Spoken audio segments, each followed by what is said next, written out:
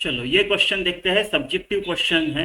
A uniform rope of length L and mass M is pulled by constant force F. What is the tension in the rope at a distance L from the end where force is applied. ठीक है, तो ये अपनी एक रोप है, right, अपनी एक रोप है ऐसी। ठीक है, इधर इसको फोर्स एफ अप्लाई किया गया है और उन्होंने बोला इसका टोटल लेंथ एल दिया है और उन्होंने बोला कि एल डिस्टेंस दूर, मान लो यहाँ पे L distance from the end where force is applied, इस प्लेस पे, राइट, इस प्लेस पे टेंशन इन द रोप कितना रहे, राइट। तो ये मान लो ये एक्सेलरेशन ए से पूरा का पूरा रोप ऐसे जा रहा है, तो ये वाला पार्ट इसको खींचेगा, ये वाला पार्ट इसको खींचेगा, राइट, नेक्स्ट लेयर ऐसे खींचते जाएगा इस प्लेस को, राइट। ये वाला जो पोर्शन है इसको इधर वाला पोर्शन खींचेगा, राइट।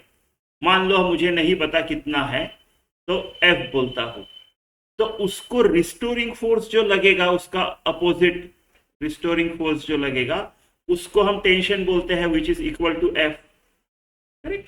ऐसा है, ऐसा है, ठीक है। तो अभी मैं वही ये वाला पार्ट कंसीडर करता हूं या फिर ये वाला करता हूं और फ्री बॉडी डायग्राम्स लगा के करता हूं। तो अब ये पूरा का पूरा एल लेंथ का जो रोप है वो एफ से जा रहा है, तो क्या मैं ये एफ इक्वल टू ये नहीं लिख सकता हूं? लिख सकता हूं, right, F upon M acceleration लिख सकता हूं, ठीक है, क्योंकि पूरा का पूरा रोप एक सिंगल एक्सेलरेशन से जा रहा है, तो एफ अपॉन एम ये आएगा। अब मैं ये वाला पार्ट लेता हूँ, राइट, ये वाला पार्ट लेता हूँ, शेडेड पार्ट लेता हूँ, तो इसका फ्री बॉडी डायग्राम निकालता हूँ मैं शेडेड पार्ट का, राइट। तो क्या आएगा, इसको इस तरफ खींच रहा है एफ से, ये वो एफ नहीं है, ये दूसरा एफ है, राइट। टेंशन लिखते हैं हम, राइट, सेम ना, इक्वल अपोजिट, राइट। ये पार्ट इसको इससे खींच रहा है, वही रिस्टोरिंग फोर्स इसको ये कर रहा है, तो इसको टेंशन है जो कि हमको निकालना है। ये ए से एक्सेलरेट हो रहा है, ये ए से एक्सेलरेट हो रहा है, ठीक है। और कोई फोर्स है? नहीं है, और कुछ नहीं है, उन्होंने कोई फ्रिक्शन विक्शन कुछ बोला नहीं है, तो कुछ नहीं है।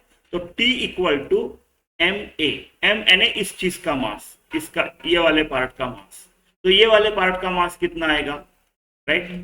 ये वाले पार्ट का आएगा mass per unit length, total mass m है अगर लेंथ l है तो, और ये वाली लेंथ कितनी हो गई, ये हो गई capital L minus small l, right. ये वाला जो होगा ये कितनी लेंथ होगी, राइट, तो capital L minus small l, ये हो गया मेरा मास। और एक्सेलरेशन कितना हो गया, f अपॉन m, m गया, तो क्या मेरा टेंशन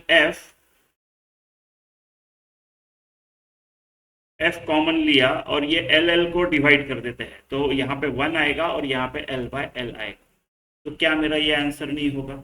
हाँ, यही आंसर है, ठीक है।